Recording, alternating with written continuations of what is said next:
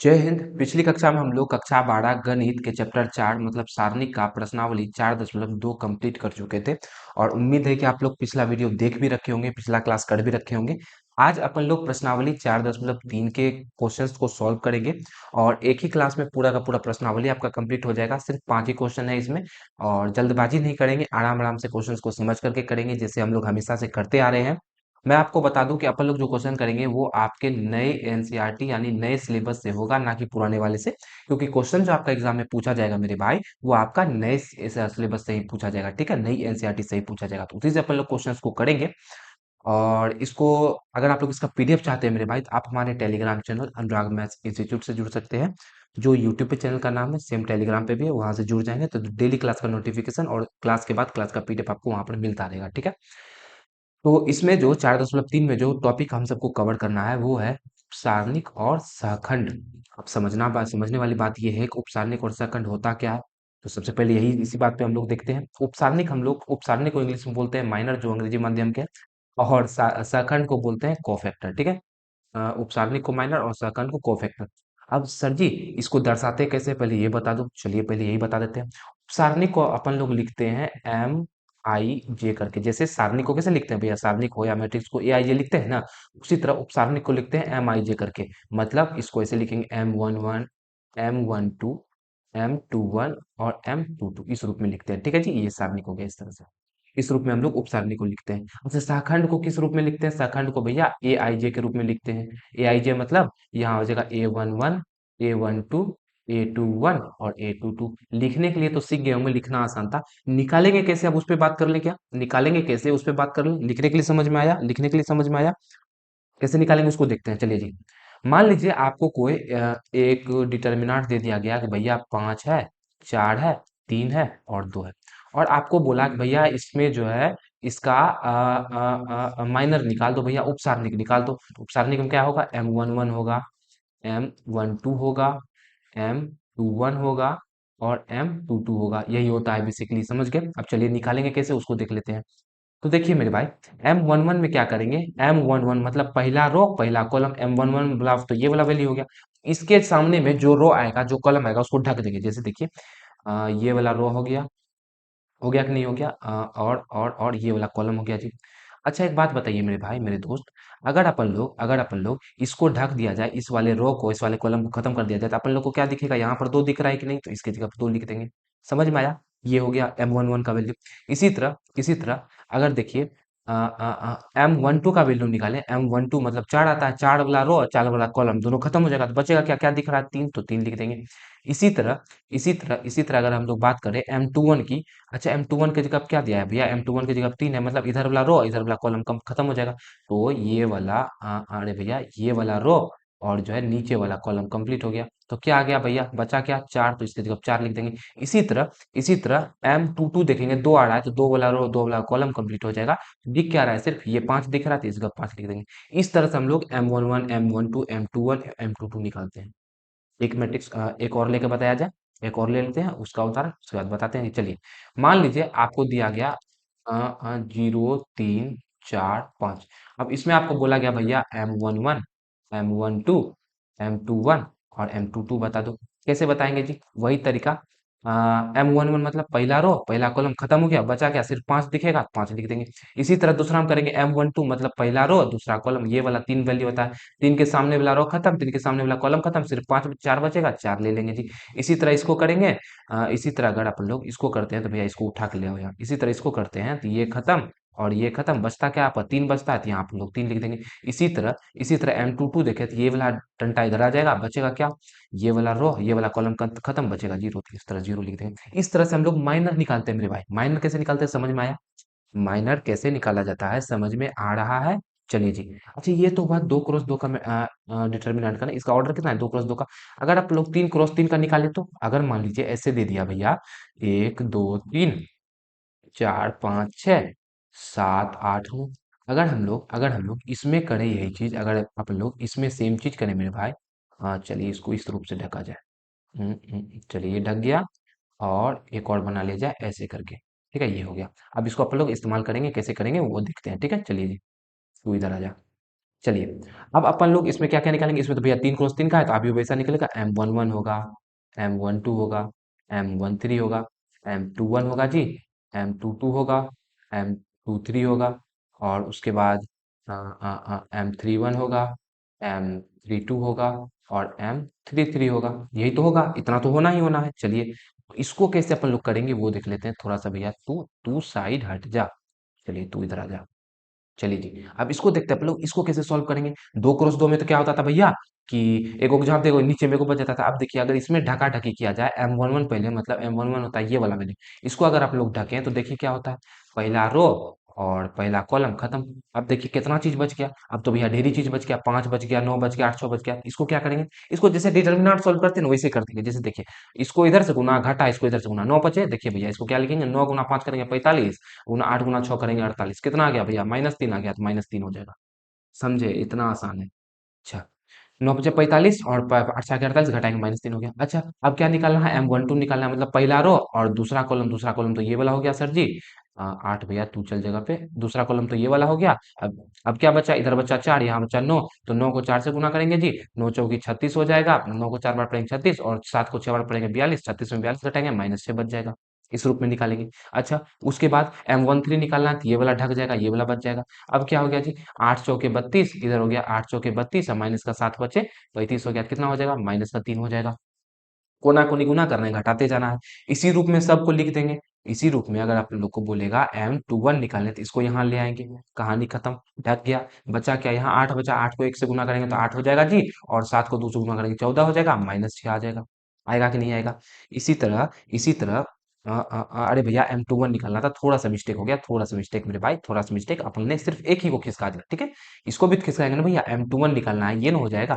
M21 निकालेंगे तो 9 दूना 18 हो जाएगा, और माइनस का 8 तिहाई 24 हो जाएगा। तो अब यहाँ आ जाएगा, माइनस का 6 आ जाएगा, ठीक है।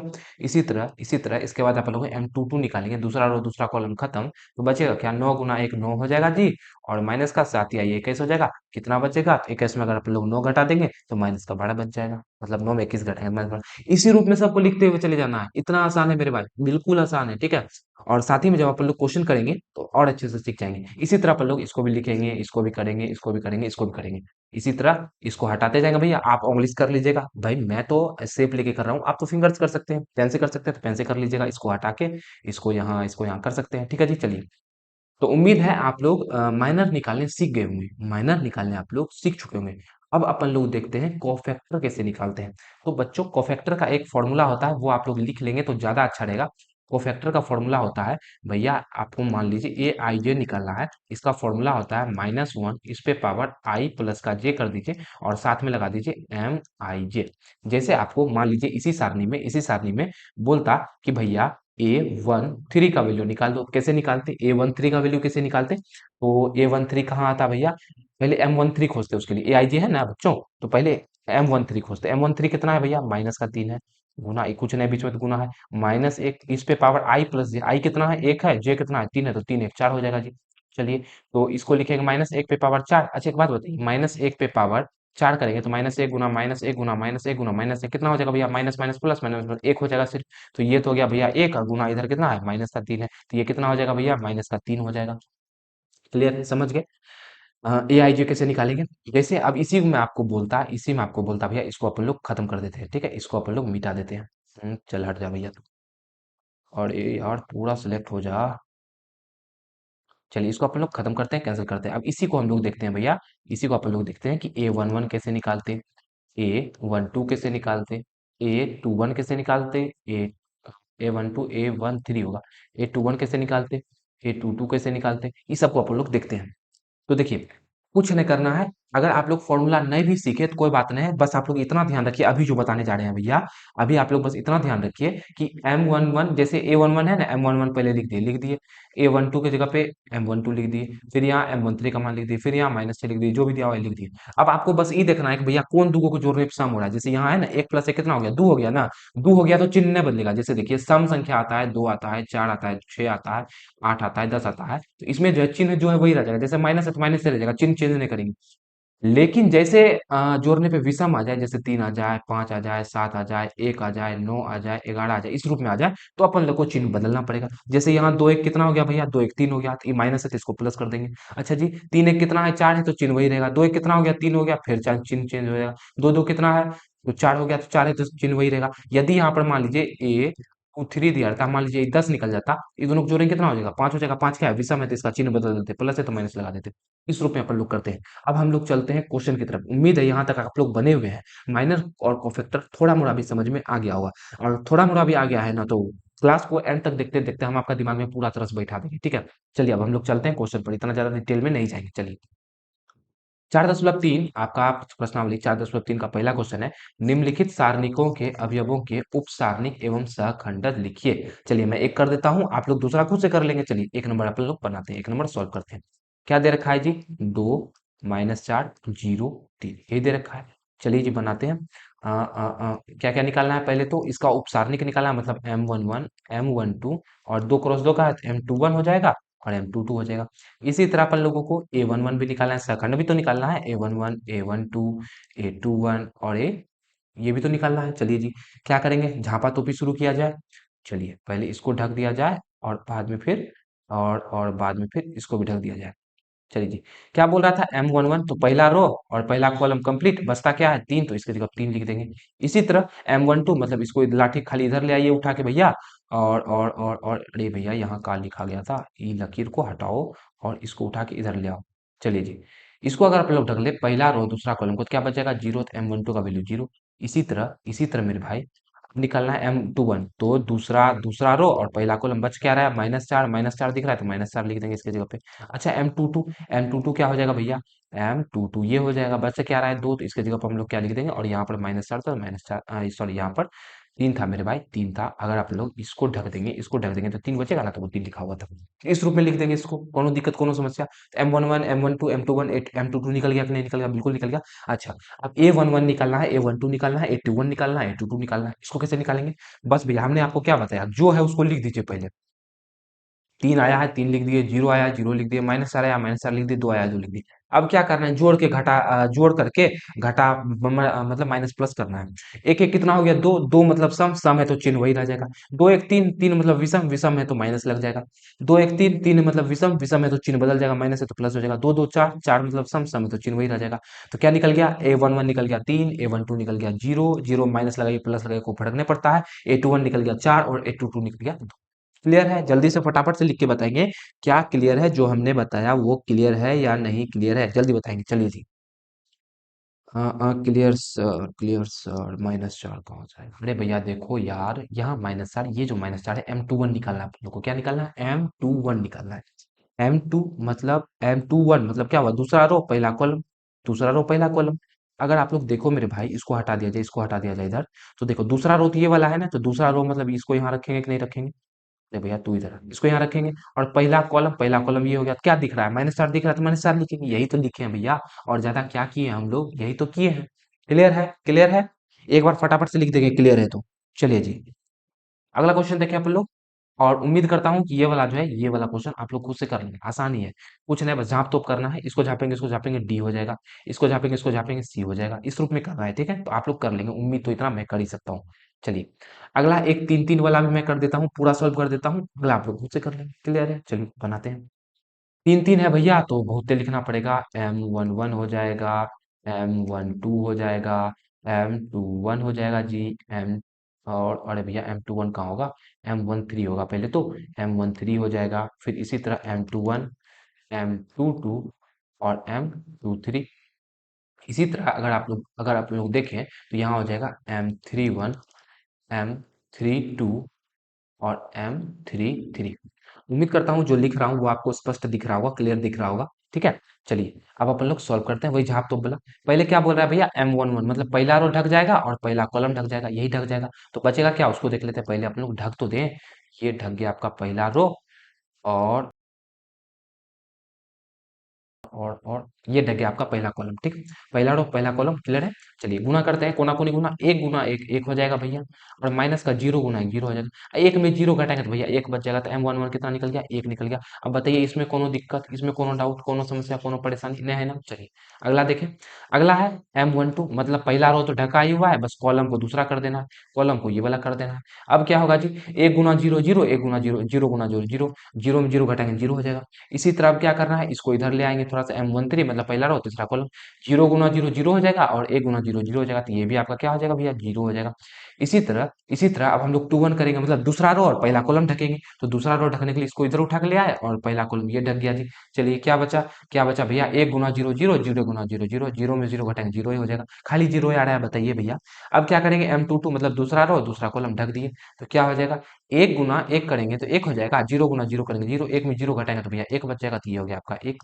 चलिए इसी तरह अब M23 करना है, मतलब दूसरा रो तीसरा कॉलम। चलिए ये ढक गया, तो जीरो गुना जीरो करेंगे, जीरो गुना एक करेंगे जीरो हो जाएगा, माइनस का जीरो में जीरो घटाएंगे जीरो हो जाएगा, सेम चीज इसी तरह इधर हो गया।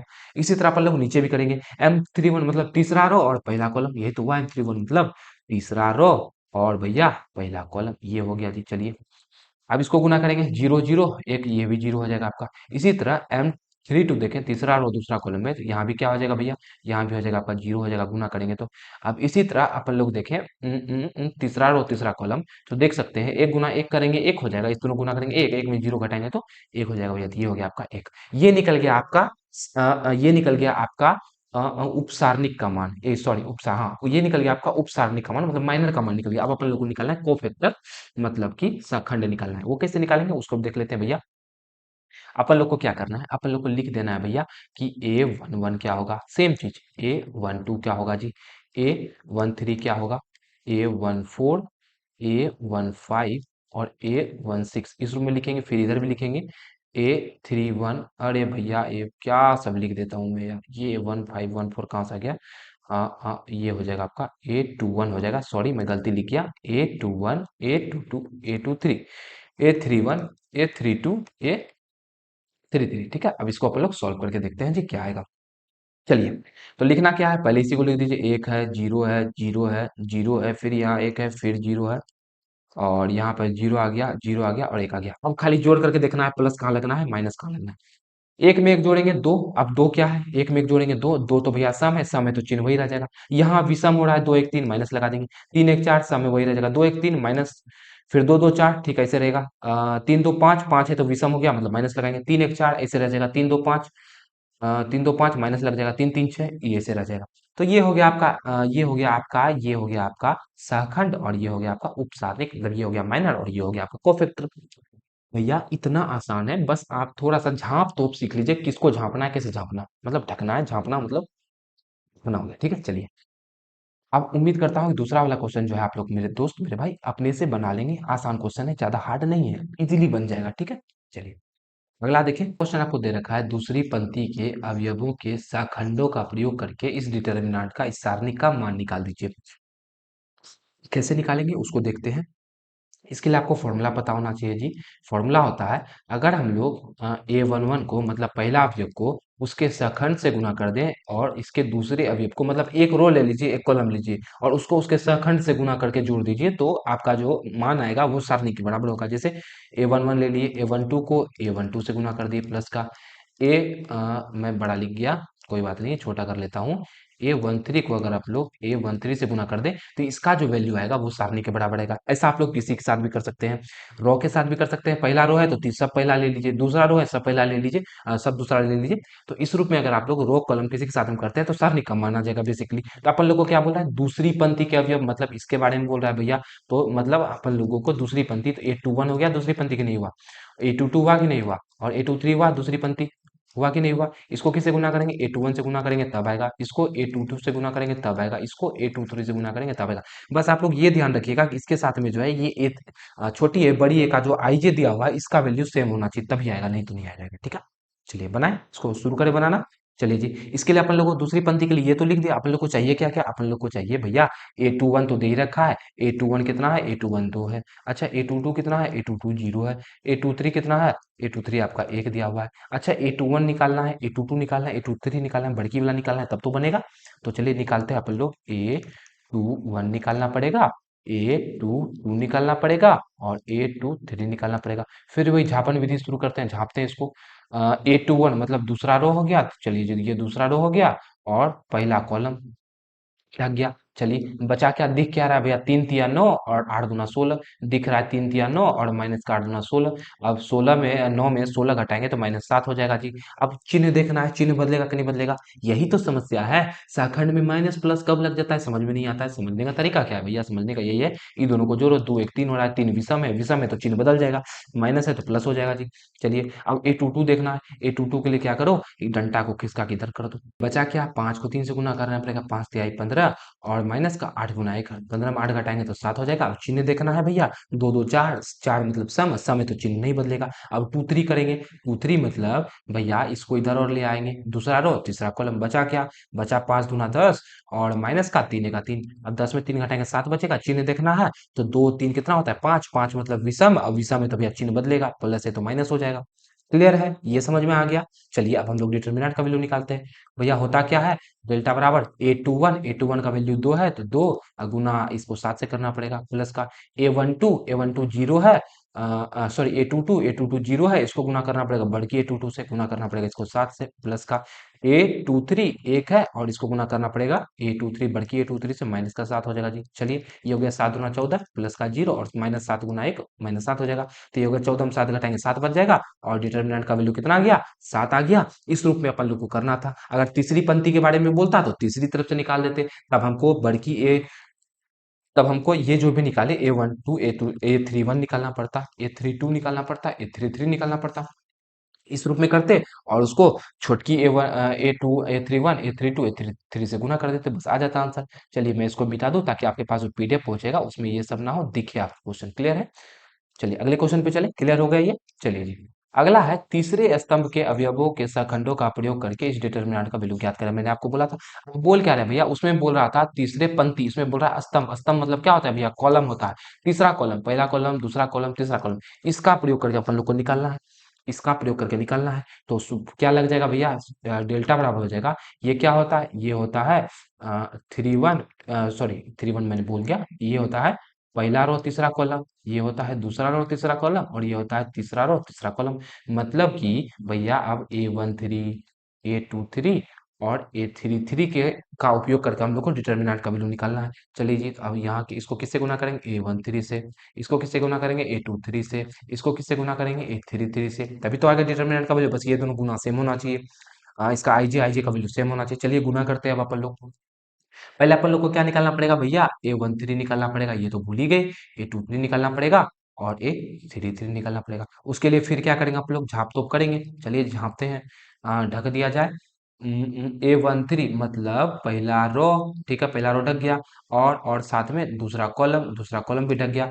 बच क्या रहा है जी, बच रहा है Z गुना 1 Z हो जाएगा और Y गुना 1 Y हो जाएगा, ये हो गया। अब हम लोग को देखना है कि चिन्ह भी बदलेगा क्या, तो 3 1 कितना हो रहा है 4, और 4 है तो सम है तो जो है वही रह जाएगा भैया, मतलब ये जो भी है वही रह जाएगा। अच्छा A23 देखा जाए अब, मतलब दूसरा रो और तीसरा कॉलम, ये रो दूसरा हो जाएगा। चलिए जी अब क्या हो रहा है, Z गुना 1 Z हो जाएगा जी, बीच में माइनस x गुना 1 x हो जाएगा। अब इसका चिन्ह बदलेगा क्या, 3 2 5 5 मतलब विषम, विषम मतलब भैया इसका चिन्ह तो बदलेगा, प्लस है तो माइनस हो जाएगा। अब इसको गुना कर दीजिए, माइनस एक्स गुना एक्स का ए माइनस करेंगे तो x इधर आ जाएगा, प्लस में जो माइनस से गुना करेंगे तो ऐसा हो जाएगा। चलिए A33 देखते हैं, तीसरा रो तीसरा कॉलम। अच्छा अब इसको गुना करेंगे तो कितना हो जाएगा भैया, y गुना 1 y हो जाएगा। हाँ हाँ कहाँ चलेगा भैया, ऐसे ना करो, y गुना 1 y हो जाएगा और x माइनस का x गुना एक x हो जाएगा। चिन्ह बदलेगा क्या, 3 3 6 सम, सम है तो नहीं बदलेगा, ऐसा ही रह जाएगा। चलिए जी ये चीज तो निकल गया। अब क्या करना है भैया, अब कुछ नहीं करना है, अब बस गुना करके अपन लोगों को दिखा देना। चलिए ये खत्म, इसको भी हटा दिया जाए, बस इसमें अपन लोगों को बैठाना पड़ेगा। चलिए जी बैठाते हैं, इसके जगह पे अपन लोगों को मान रखना पड़ेगा। चलिए डेल्टा का वैल्यू निकालते हैं। A13 का मान कितना है भैया, YZ है, इसको किससे गुना करना पड़ेगा, Z माइनस का Y से गुना करना पड़ेगा। फिर बीच में प्लस A23 का मान ZX, इसको किससे गुना करना पड़ेगा, x माइनस का Z से गुना करना पड़ेगा।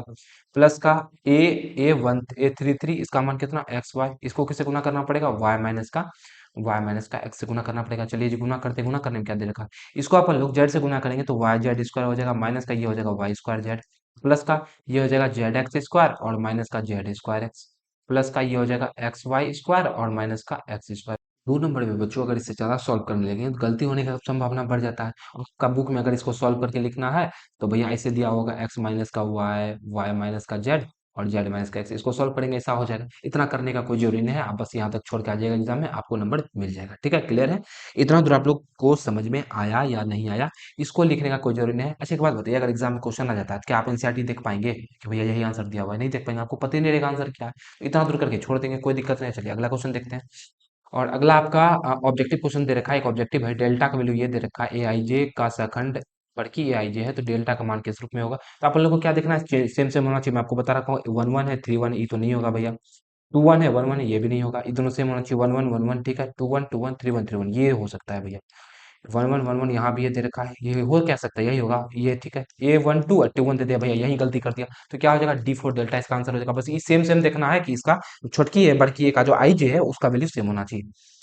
तो बच्चों आज आप लोग पूरा प्रश्नावली कंप्लीट कर लिए, यहीं तक आपका बुक में दे रखा था, प्रश्नावली में यहीं तक क्वेश्चन था, तो यहाँ तक आप लोग कर लिए। और उम्मीद है जो भी क्वेश्चन आप लोग किए वो आपको क्लियर हुआ होगा मेरे भाई, समझ में आया होगा, कहीं भी दिक्कत नहीं हुआ होगा। और अगर जरा हमारा दिक्कत रह भी गया है दोस्त तो आप कमेंट में पूछ सकते हैं, कमेंट में लिख दीजिएगा। मैं आपके उस समस्या को सॉल्व करने का पूरा प्रयास करूंगा और कोशिश करूंगा कि अगला जो क्लास लिया जाए उसमें आपको आपकी समस्या को लेकर के आया जाए। ठीक है, चलिए जी।